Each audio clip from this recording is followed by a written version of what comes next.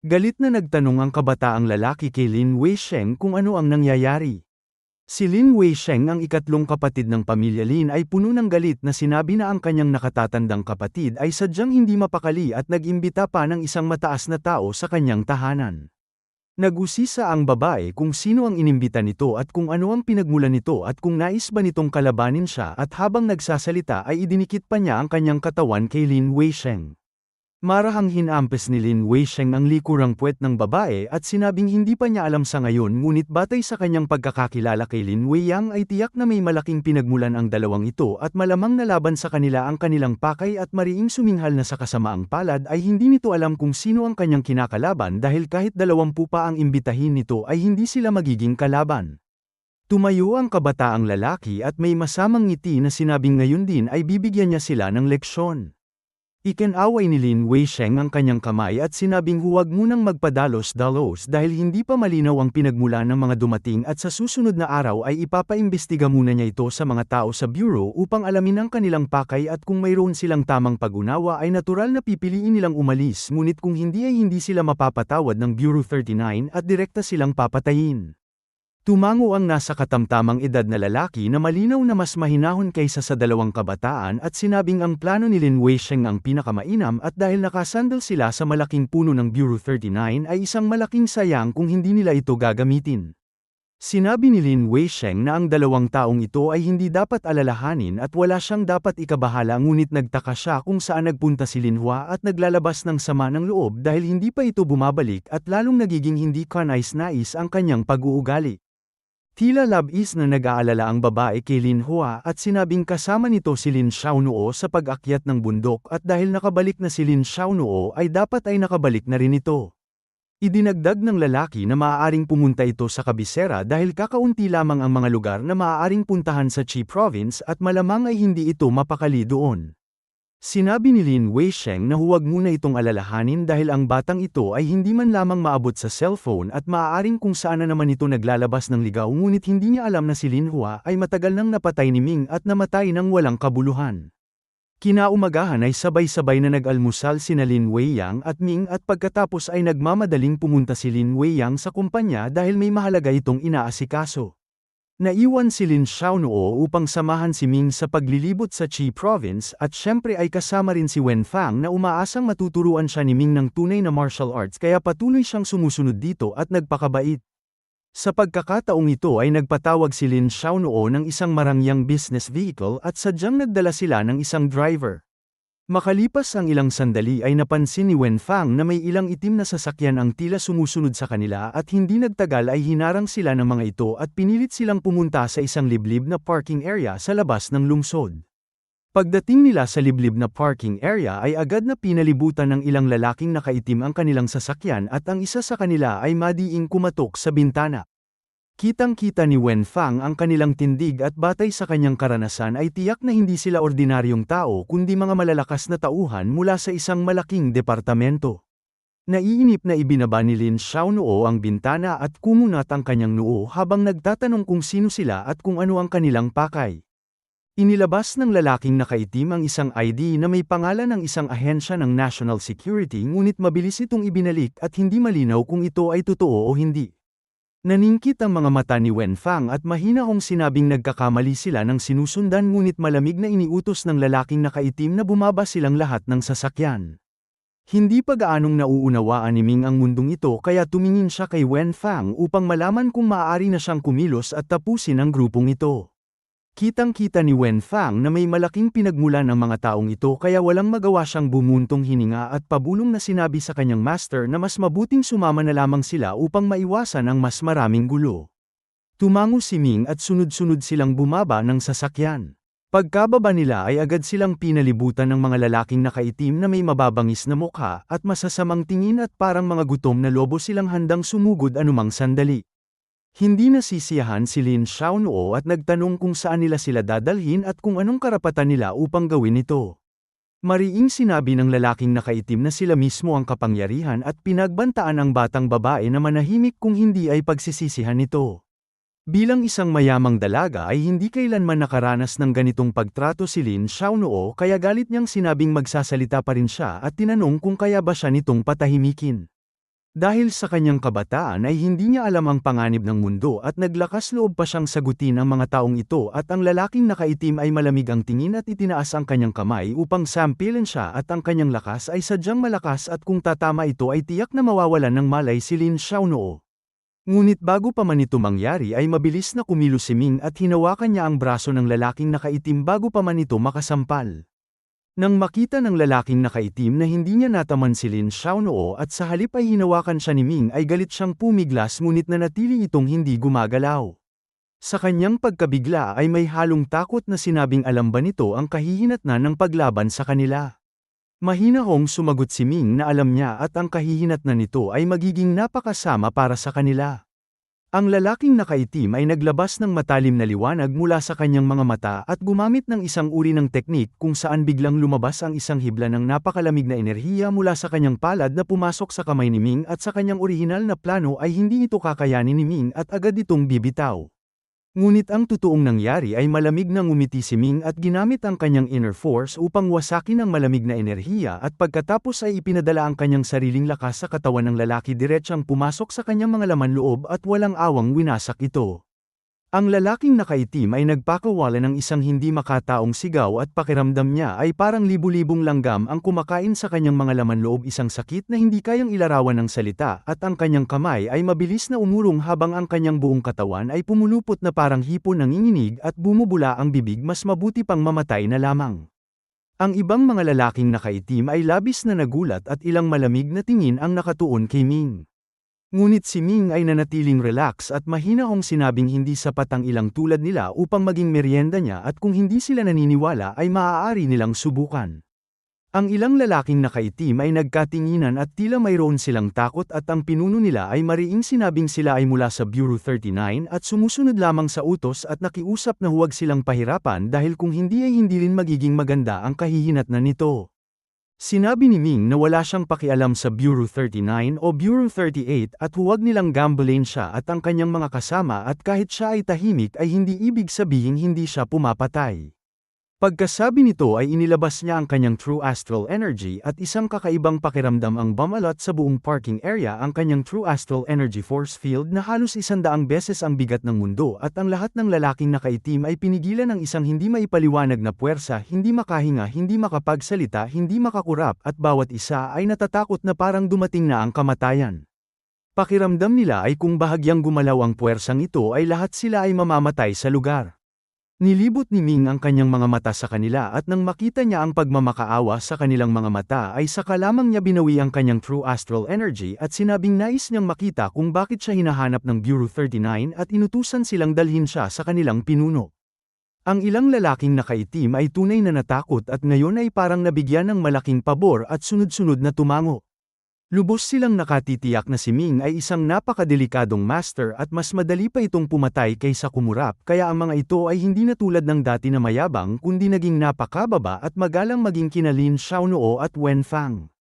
Tuwang-tuwang sinabi ni Lin Xiaonoo na sila ay binigyan ng pagkakataon ngunit hindi nila ito pinahalagahan at nagtanong kung inakala ba nilang madali silang apihin at ang mga lalaking nakaitim ay sunod-sunod na tumango at umayon at sa ganitong kalagayan ay ano pa ang kanilang masasabi dahil kung maglakas loob silang sumagot ay tiyak na mamamatay sila sa lugar.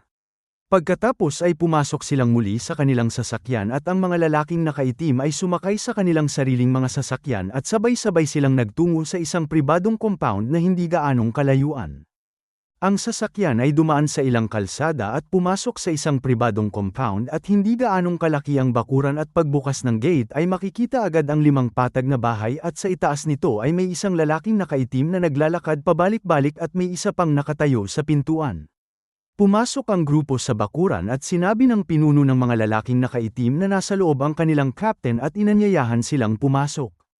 Tumango si Ming at isinama sina Wen Fang at Lin Xiaonoo sa loob at pagtawid nila sa pintuan ay nakita niya ang 5 lalaking nakaitim at isang kabataang nakasuot ng asul na Zhongshan suit at ang kabataang ito ay may kakaibang hitsura, mahaba ang mukha, mananipis ang mga mata at tila mukha ng isang fox at dahan-dahan itong humihit-hit ng isang kakaibang sigarilyo na mahaba at mananipis mahigit 30 sentimetro at ang usok na inilalabas nito ay lila at napakakapal. Nang makita ang sigarilyong ito ay naningkit ang mga mata ni Wenfang at bilang anak ng isang deputy minister ay nakikilala niya ito at ang isang piraso nito ay nagkakahalaga ng 50,000 sa merkado at kahit may pera ay hindi ito madaling makuha at minsan ay nagkataon siyang nakatikim nito at ang pakiramdam ay sadyang napakasarap at halos lumutang siya sa ere. Ang lalaking mukhang fox ay sumulyap kay Ming at may mataas at halos mapanghamon na tono ay nagtanong kung siya ba ang batang ito na may kaunting kakayahan at kamakailan ay nakapatay ng tao. Nainis si Ming at sinabing huwag nang magsalita ng walang saysay at diretsang nagtanong kung ano ang kailangan nila sa kanya. Malamig na tumawa ang kabataan at sinabing napakayabang nito at mula sa kanyang likuran ay lumabas ang isang lalaking nakaitim na may kataasan na mahigit 2 metro at ang kanyang mga kalamnan ay parang mga bolang bakal na nakausli puno ng lakas at sadyang nakatatakot at kitang-kita ang kanyang malakas na kapangyarihan. Sinabi ni Ming na siya ay sadyang mayabang at kung hindi ito sumasang-ayon ay maaari silang maglaban at kung matalo siya ay mamamatay siya at kung matalo naman ang kalaban ay mamamatay ito. Ang malaking lalaking nakaitim ay natigilan at sa loob ng napakaraming taon niya sa Bureau 39 ay nakakita na siya ng iba't ibang uri ng mataas na tao at nakaranas ng iba't ibang sitwasyon ngunit isang tulad ni Ming na handang makipaglaban hanggang kamatayan ay ngayon lamang niya nakaharap ngunit pagkatapos ay napalitan ng galit ang kanyang pagkabigla at malakas siyang tumawa at lumapit kay Ming at sinabing siya ay kilala bilang ang Great Immortal King of Strength at ngayon lamang siya nakatagpo ng ganito kayabang at dahil ayaw na nitong mabuhay ay papatayin niya ito. Umiling si Ming na may paghamak at sinabing napakakapal ng mukha nito at ang Great Immortal King of Strength ay hindi man lamang karapat-dapat tawaging asong immortal ngunit dahil ipinagmamalaki nito ang kanyang lakas ay susubukan niya ito sa pamamagitan ng lakas. Pagkasabi nito ay bigla siyang sumugod at sa hindi malamang paraan ay nasa tabi na siya ng Great Immortal King of Strength at sumuntok siya ng walang ingay at walang hangin na tila walang gaanong kapangyarihan. Ang Great Immortal King of Strength bilang isa sa pinakamalakas sa Bureau 39 ay mabilis din ang reaksyon at nang sumuntok si Ming ay agad niyang hinarang ito ng kanyang kamao at sumigaw na mamatay na ito.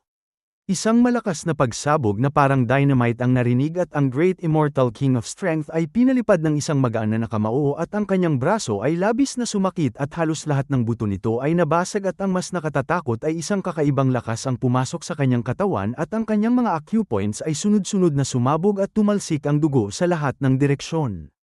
Sa sakit at galit ay hindi niya napigilan ang ulong-gulong sa sahig at natakpan ng dugo ang buong paligid ngunit hindi nagtagal ay nawala na siya ng lakas at nanatiling nakahiga nang hindi gumagalaw at wala na siyang lakas upang magsalita pa.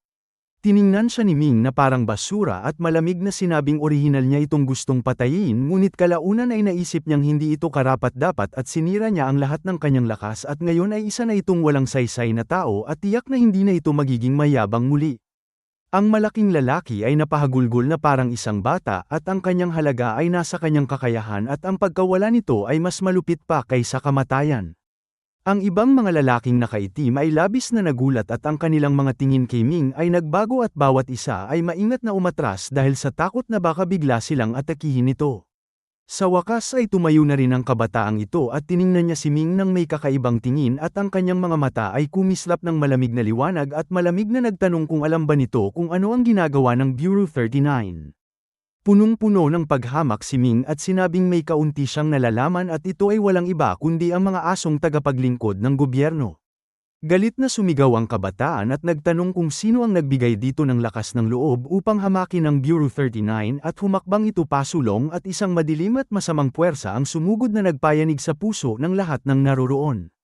Ngunit ang divine soul ni Ming ay sadyang napakalakas at hindi ito naapektuhan at umiling siya at bumuntong hininga at sinabing ang ganitong paraan ay maaaring epektibo sa mga bata, ngunit huwag itong gamitin sa kanya at pagkasabi nito ay bahagyang yumanig ang kanyang divine soul at kahit hindi niya ito magamit sa labas ay nanatili ang kanyang kapangyarihan at sa isang iglap ay winasak nito ang masamang sining ng kalaban. Ang kabataan ay biglang nanginig at hindi mapigil ang naglabas ng isang subo ng sariwang dugo at agad na bumagsak sa lupa at puno ng takot na tiningnan si Ming at siya lamang ang nakakaalam kung gaano katindi ang naging reaksyon ni Ming at sa sandaling ito ay pakiramdam niya ay ang buong mundo ay dumagan sa kanyang kaluluwa at inakala niyang dudurugin siya nito at ang ganitong kalaking pressure at pagkakaiba ng lakas ay nag-iwan ng malalim na sugat sa kanyang kalooban na hindi na mabubura kailanman. Ang reaksyong ito ay labis na ikinadismaya ni Ming dahil umaasa sana siyang makatagpo ng ilang mataas na tao sa Homeland of Humanity, ngunit ngayon ay nakita niyang sadyang napakahina ng lugar na ito at biglang may pumasok sa kanyang isipan, kung magdadala siya ng isang grupo ng mga tao mula sa Homeland of Humanity pabalik sa Tianyuan, ang kanilang antas ay tiyak na mabilis na tataas at maaaring madali na lamang silang makapasok sa Longevity Realm. Ang kaisipang ito ay mabilis na dumaan at sa ngayon ay kailangan muna niyang lutasin ang problema sa Bureau 39. Ang ibang mga tao ay nakita ring kahit ang kanilang captain ay agad na natalo at sila ay labis na nagulat at natakot at isa-isang umatras at wala ni isa ang nang-ahas na umatake. Tinapakan ni Ming ang mukha ng lalaking ito at malamig na sinabing pumunta siya dahil pinapunta nila siya at ito ay isang malaking paggalang, ngunit ang kanyang kayabangan at pagmamataas ay labis na ikinainis niya at ang Bureau 39 ay walang halaga sa kanyang paningin at ito ay mas mababa pa sa isang walang saysay na bagay.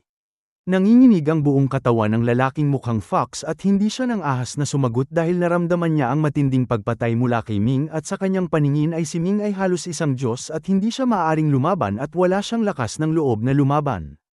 Nagtanong si Ming kung paano nila siya natagpuan at kung ano ang kanilang layunin dahil kakaunti lamang ang nakakaalam ng kanyang pagkakakilanlan at ang Bureau 39 ay napakabilis na natuntun siya at dinakip. Isang bagay na sadyang kakaiba at tiyak na may nakatagong dahilan at kailangan niyang malaman ito. Matapat na sumagot ang lalaking mukhang fox na ang second team captain ang humiling ng tulong sa kanila upang maimbestigahan nila ang kanilang pinagmulan.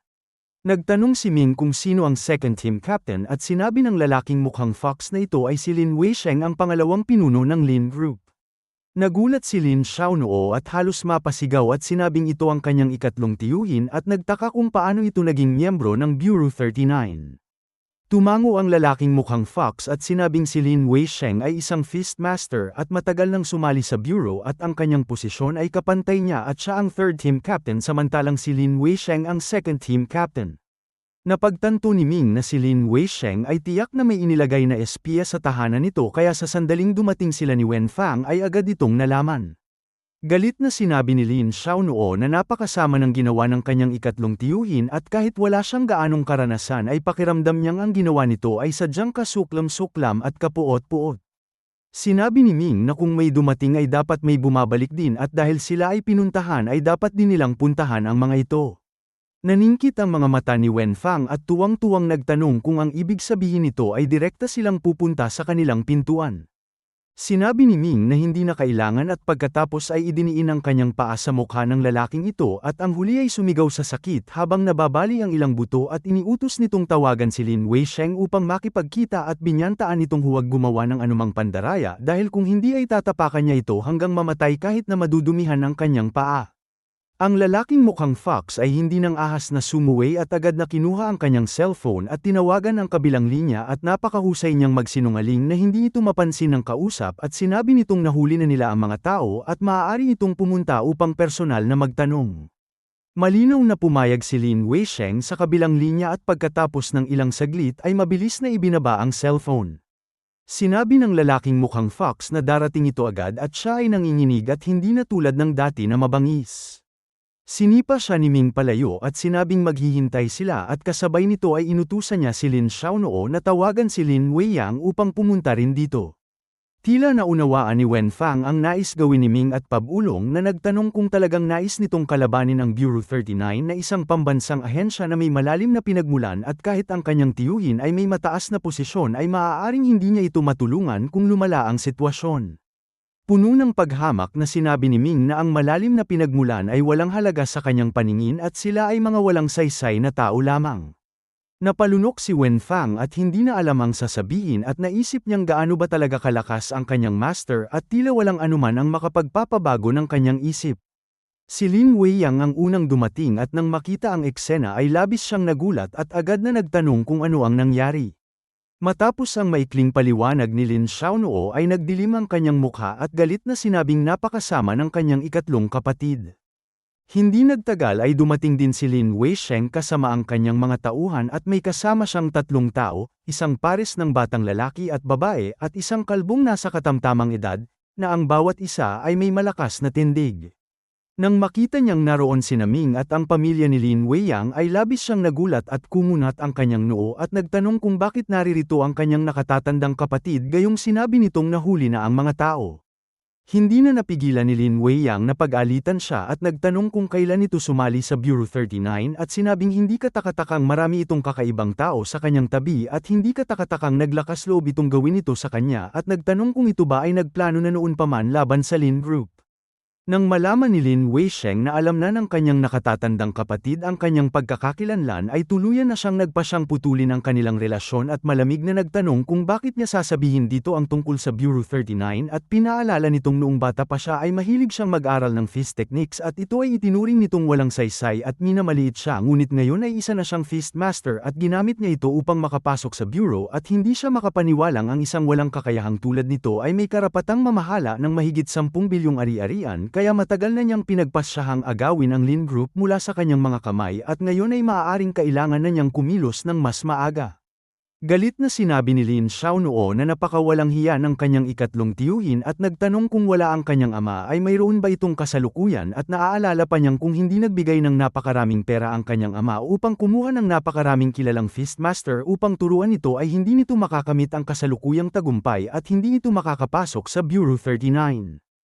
Tila tinamaan si Lin Weisheng sa masakit na bahagi at galit na sinabing ang mga matatanda ang nag-uusap at ang mga bata ay dapat lumayo. Ngunit sinabi ni Lin Xiaonuo na magsasalita pa rin siya at hindi lamang ito walang hiya kundi si Lin Hua ay mas walang hiya at nais siya nitong patayin at kung hindi siya iniligtas ni Ming ay patay na siya sa bundok.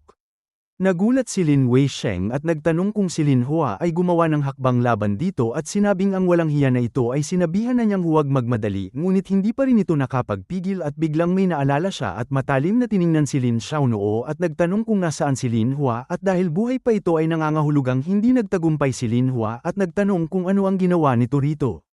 Mahinahong sumagot si Ming na natural na pinatay niya ito dahil sinubukan nitong patayin siya nang hadlangan niya ito sa pagpatay kay Lin Xiaonuo at ang kanyang inner force ang pumatay dito. Nang marinig na pinatay ni Ming ang kanyang anak ay kahit gaano pa kahinahon si Lin Weisheng ay bigla siyang nagngalit at ang kanyang mga paa ay yumanig at parang bagyo siyang sumugod kay Ming at direkta niya itong inatake. Nang makita ang pag-atake nito ay naramdaman ni Ming na ang kakayahan ni Lin Hua ay umabot sa antas ng martial warrior at ang kanyang lakas ay sadyang kapansin-pansin ngunit sa kasamaang palad ay si Ming ang kanyang kinakalaban at ang agwat ng kanilang kakayahan ay sadyang napakalaki at hindi sila magkapantay. Ang kamao ni Lin Weisheng ay nasa 1 metro na lamang ang layo mula kay Ming nang ito ay harangin ng isang malinaw na barrier ng enerhiya at isang malakas na tunog ang narinig at kasabay nito ay ang tunog ng pagbasag ng buto ng daliri at pulsuhan ni Lin Weisheng at hindi niya inaasahang si Ming ay may panlabas na barrier at dahil sa kanyang labis na lakas sa pag-atake ay hindi niya naiwasan ang pinsala. Nang tamaan ang kanyang barrier ay biglang nagliwanag ito na parang isang kristal na hadlang at nagdulot ito ng matinding pagkabigla sa lahat. Nanatiling nakatayo si Ming nang hindi gumagalaw at walang ekspresyong tiningnan si Lin Weisheng at sinabing napakahina nito at hindi man lamang nito kayang wasakin ang kanyang barrier kaya paano nito siya kayang patayin. Ang lahat ay labis na nagulat at napasigaw sa salitang barrier ng enerhiya at tiningnan si Ming na parang isang Diyos o multo dahil ito ay isang maalamat na kakayahan at hindi sila makapaniwalang mayroong taong tunay na nakakaalam nito.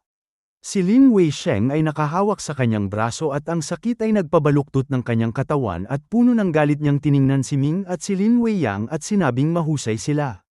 Malamig na sinabi ni Lin Weiyang na si Lin Weisheng ba ang nag-utos kay Lin Hua na patayin si Lin Xiaonuo at siya ay mayroon lamang isang anak na babae at ito ay kanyang sariling pamangkin at paano ito naging ganito kalupit at walang puso. Mariing suminghal si Lin Weisheng at sinabing kahit pamangkin pa ito ay kailangan itong mamatay kung ito ay hadlang sa kanyang kayamanan at kapag namatay si Lin Xiaonuo at pagkatapos ay pinatay niya si Lin Weiyang siya na ang magiging tagapagmana ng Lin Group at nagbabala na huwag silang magdiwang dahil ang kanilang kinakalaban ay hindi lamang si Lin Weisheng kundi ang buong Bureau 39.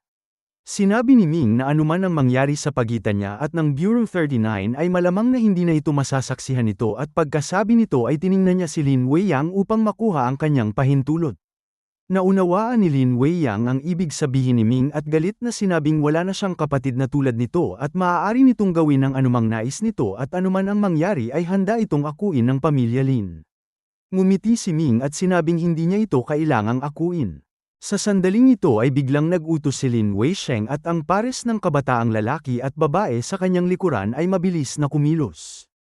Ang lalaki ay sumuntok sa balikat ni Ming mula sa isang mahirap na anggulo samantalang ang babae ay naglabas ng 12 lumilipad na patalim na bawat isa ay nakamamatay at ang dalawang ito ay palaging magkasamang umaatake at halos walang makakaiwas kahit si Lin Weisheng ay hindi. Ngunit si Ming ay ikinaway lamang ang kanyang kamay na parang nagtataboy ng langaw at ang 12 patalim ay bumagsak sa lupa at ang kabataang lalaki ay hindi man lamang nakadikit sa kanyang damit at agad na pinalipad sa labas ng 1 metro at hindi rin ito kayang wasakin ang kanyang barrier.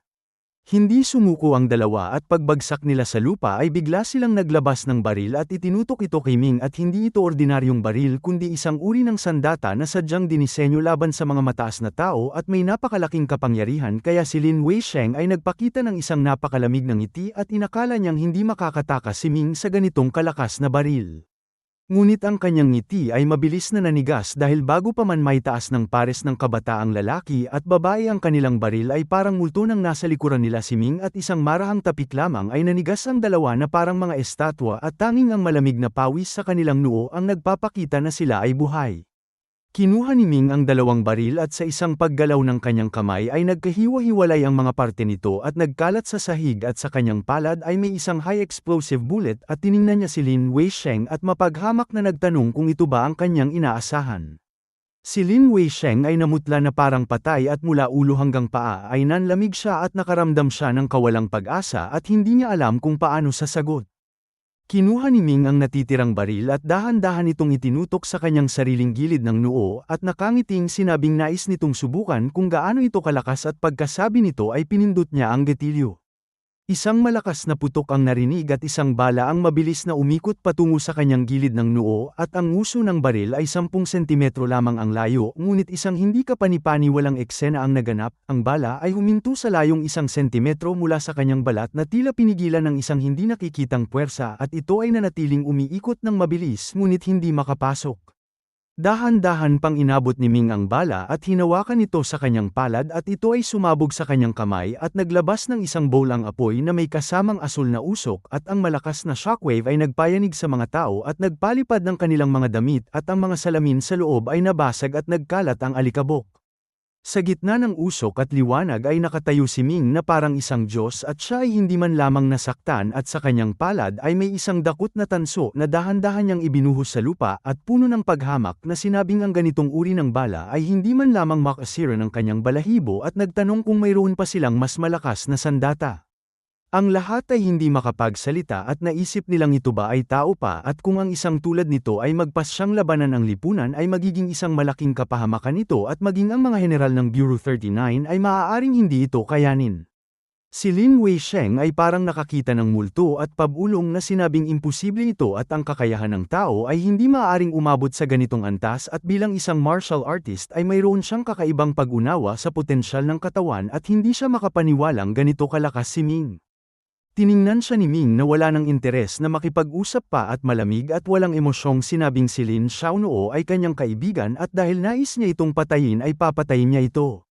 Pagkasabi nito ay biglang pinahit ni Ming ang kanyang pulsuhan at ang balang hindi pa sumasabog sa kanyang kamay ay mas mabilis pa kaysa sa baril na lumipad patungo kay Lin Weisheng at ang ordinaryong bala ay may 3 ulit ng bilis ng tunog ngunit ang balang ibinato ni Ming ay may hindi bababa sa 9 na ulit ng bilis ng tunog. Si Lin Weisheng ay hindi makakaiwas kahit hindi siya nasugatan lalo pa ngayong mayroon siyang pinsala at ang bala ay walang hadlang na pumasok sa kanyang noo at lumabas sa kanyang likuran at tumama sa pader sa kabila at ang kanyang mga mata ay nanatiling dilat at hindi makapaniwala sa nangyari at ang liwanag sa kanyang mga mata ay unti-unting naglaho at ang kanyang katawan ay gumalaw at bumagsak ng matigas sa lupa na nagpalipad ng alikabok. Ang lahat ay natahimik at sa sandaling ito ay si Ming ay isang nakatatakot na halimaw at demonyo na hindi kayang talunin at lalo na ang 3 taong kasama ni Lin Weisheng ay nanginginig ang buong katawan at malalim nilang ibinaba ang kanilang mga ulo at hindi nang ahas na makipagtitigan kay Ming. Mahinahong sinabi ni Ming na ayaw niyang ilantad ang kanyang pagkakakilanlan at magdulot ng mas maraming pansin kaya dapat niyang patayin silang lahat at ang mga salitang ito ay nagpahinto ng tibok ng puso hindi lamang ng mga taga Bureau 39 kundi pati na rin ni Lin Xiaonoo at pakiramdam nila ay naamoy nila ang makapal na amoy ng dugo. Ang lalaking mukhang fox ay agad na lumuhad at nagmakaawang patawarin sila at sinabing hinding-hindi nila ito sasabihin sa itaas at si Lin Weisheng ay namatay dahil sa pagkakamali sa kanyang pagsasanay at walang mag-iimbestiga at tiniyak niyang walang mag-iimbestiga. Malamig na tumawa si Ming at nagtanong kung bakit siya maniniwala sa kanila. Sinabi ng lalaking mukhang fox na si Ming ay sadyang misteryoso at tiyak na may paraan upang mapasunod sila. Nag-isip si Ming at sinabing kung nais nilang mabuhay ay dapat mula ngayon ay maging kanyang mga tagasunod at siya ang kanilang magiging master at ang kanyang mga utos ay dapat nilang sundin at hindi labagin. Pagkasabi nito ay mabilis niyang pinatid ang kanyang mga daliri at mahigit 10 sinag ng inner force ang lumipad at pumasok sa ilang butas ng katawan ng mga taong ito at ang mga taga Bureau 39 ay sunod-sunod na napaungol at nakaramdam ng matinding sakit sa kanilang balat at tila may kakaibang nangyari sa kanilang katawan. Ipinaliwanag ni Ming na sa loob ng 3 araw ay kailangan nilang bumalik sa kanya upang alisin ang kanyang inilagay na limitasyon dahil kung hindi ay sasabog ang kanilang katawan at mamamatay sila at malamig at malupit niyang ipinag-utos na pagbalik nila ay dapat nilang ayusin ang kanilang mga gawain sa pamilya dahil dadalhin niya sila sa isang napakalayong lugar na maaaring hindi na nila muling mabalikan ngunit maaari nilang isama ang kanilang pamilya kung nais nila at ang lahat ay kusang loob. Ang lahat ay nagkatinginan at hindi nila alam kung saan ang napakalayong lugar na ito at bawat isa ay puno ng pag-aalala ngunit wala silang magawa dahil si Ming ay sadyang napakalakas at ang kanyang mga pamamaraan ay napakakaiba at mabangis at hindi sila ng ahas na sumuway. Ang lalaking mukhang fox na nagngangalang Hulihuan ay ang unang lumuhad at kinilala si Ming bilang kanyang master at sinabing handa siyang maglingkod ng tapat at ang iba ay sumunod din at sunod-sunod na lumuhad at tinawag siyang master. Sinabi ni Ming na mabuti at sila ay makakaranas ng bagong buhay at magsisimula ng tunay na paglalakbay sa landas ng pagsasanay at pagkaraan ng 3 araw ay muli silang magkikita sa parehong lugar. Ang mga taga Bureau 39 ay umalis na may masalimuot na damdamin at naghihintay sa kanila ang isang hindi kilalang mundo at hindi tiyak na kinabukasan at ang bawat isa ay may mabigat na kalooban. Paglabas nila ng compound ay hindi na napigilan ni Lin Xiaonuo ang kanyang pag-usisa at maingat na nagtanong kung ano ba talaga si Ming at kung siya rin ba ay natatakot dito. Ngumiti si Ming at nagtanong kung pati ba siya ay natatakot sa kanya. Pinaikli ni Lin Xiaonuo ang kanyang leeg at sinabing natural na natatakot siya dahil pakiramdam niya ay si Ming ay pumapatay ng tao na kasandali ng pagpatay ng manok at mas madali pa nga at pakiramdam niya ay marami na itong napatay. Hindi alam ni Ming kung paano sasagot dahil sa Tianyuan ay araw-araw siyang nakikipaglaban at hindi na mabilang ang kanyang mga napatay na kalaban at marami sa kanila ay mga mataas na tao. Sinaway ni Lin Weiyang si Lin Xiaonuo at sinabing huwag itong magsalita ng walang saysay at nagpasalamat siya kay Ming sa kanyang tulong at sinabing si Lin Weisheng ay karapat-dapat lamang mamatay at siya na ang bahala sa mga susunod na bagay. Tumango si Ming at sinabing hindi na siya kailangan pa at kinabukasan ay pupunta na siya sa kabisera upang hanapin ang kanyang hinahanap. Agad na sinabi ni Lin Weiyang na ipapasama niya si Lin Xiaonuo kay Ming at ang pamilya Lin ay may kaunting kapangyarihan sa kabisera at maaaring makatulong. Nais ni Ming na makatipid ng lakas kaya nagtanong siya kung kilala ba nito ang isang babaeng nagngangalang Li Ran na may anak na nagngangalang Li Xiaoshu at sila ang kanyang hinahanap. Nag-isip si Lin Weiyang ngunit wala siyang maalala at umiling siya at sinabing hindi niya kilala si Li Ran. Ipinaliwanag ni Ming na ang kanyang pamilya ay may malaking kapangyarihan sa kabisera at isa sa mga kilalang malalaking pamilya. Nagliwanag ang isip ni Lin Weiyang at nagtanong kung ito ba ang pamilya Li ng kabisera at kung gayon ay madali na ito at agad niyang ipapaimbestiga ito. Habang sumasakay sila ng sasakyan ay inutusan ni Lin Weiyang ang kanyang mga tauhan sa kabisera na imbestigahan ang pamilya Li at kung mayroon ba silang babaeng nagngangalang Li Ran at sinabi ng mga tao sa kabisera na kung walang aberya ay makakasagot sila kinabukasan. Pagbalik nila sa tahanan ng pamilya Lin ay muling nakiusap si Wen Fang na turuan siya ni Ming ng martial arts. Alam ni Ming na hindi na siya magtatagal dito kaya nagpasya siyang formal na ituro ang martial arts kay Wen Fang. Ang kanyang pagtuturo ay napakasimple, pinahawak lamang niya ang kanyang mga kamay kay Wen Fang at pinadama niya rito ang mahiwagang pagbabago ng lakas. Ang talento ni Wen Fang ay katanggap-tanggap at pagkatapos ng kalahating gabi ay nagawa na niyang tularan ang lakas ni Ming at pagkatapos ay hinayaan na siya nitong mag-isa upang pag-aralan ito at hindi na siya muling pinakialaman. Tulad ng kasabihan ng master ang nagdadala sa pintuan ngunit ang pagsasanay ay nasa sarili at kung may tiyaga at determinasyon si Wenfang ay maaari siyang umabot sa antas ng martial master o maging great martial master ngunit kung hindi siya magsisikap ay ang antas ng transformed energy ang kanyang magiging hangganan. Pagsapit ng madaling araw ay biglang sumigaw si Wenfang na nagtagumpay siya at tumalon siya ng napakataas na puno ng kagalakan at hindi mapigilan ang kanyang tuwa. Pinayuhan siya ni Ming na manatiling kalmado at patuloy na damhin ang pagdaloy ng lakas dahil kung mawala ang pakiramdam na ito ay wala nang ibang magtuturo sa kanya sa mundong ito. Nagulat si Wenfang at pinigilan ang kanyang kagalakan at nagpatuloy sa pagkontrol ng kanyang lakas at pagdaloy ng dugo at hindi nagtagal ay tuluyan na siyang nalubog dito. Sa oras ng almusal ay hindi bumaba si Wenfang at sina Lin Xiaonuo at Lin Weiyang ang kasama ni Ming at sa kalagitnaan ng kanilang pagkain ay may tumawag at sa wakas ay may balita na mula sa kabisera.